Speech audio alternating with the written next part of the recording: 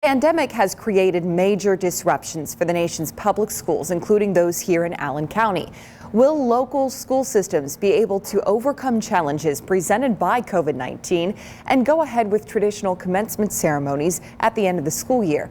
Jeff Newmeyer is live outside Northside High School with more on how a couple of Allen County school corporations are tackling that question. Jeff.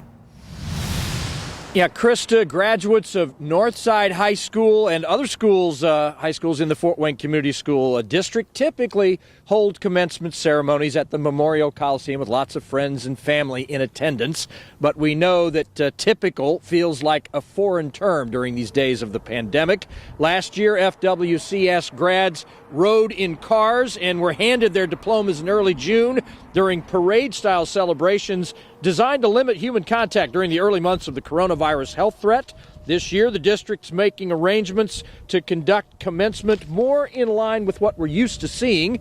The superintendent of Northwest Allen County Schools says his district is still working out some details, but NACS is also working to navigate around COVID and let seniors have their day in the sun. Obviously, we have to live within the conditions that exist.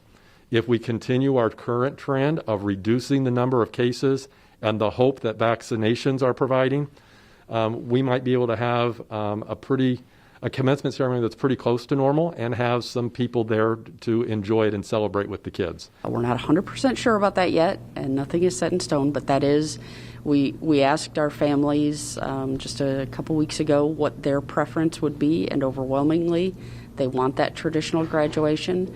People appreciated what we did last year, but they still want that traditional graduation. So that's what we're working towards. Now, East Allen school officials, they're planning some form of traditional commencement at the Coliseum Expo Center. We couldn't reach Southwest Allen school officials. If the more traditional approach gets to happen locally, there will almost certainly be some restrictions on the number of family members or friends each graduate would be allowed to have in attendance. We told you yesterday the superintendents of Allen County's 4 public school systems joined leaders of 35 other Northeast Indiana districts in signing a letter sent to state officials lobbying for suspension of the standardized iLearn test this school year. School leaders believe that disruptions in the learning process due to the pandemic nullify any benefits of conducting that test, but whether Governor Holcomb and Indiana's Secretary of Education would embrace that request, so far we can't say for sure on that point. Krista, Brian, back to you. Okay, so many impacts on students with the virus. Jeff, thank you.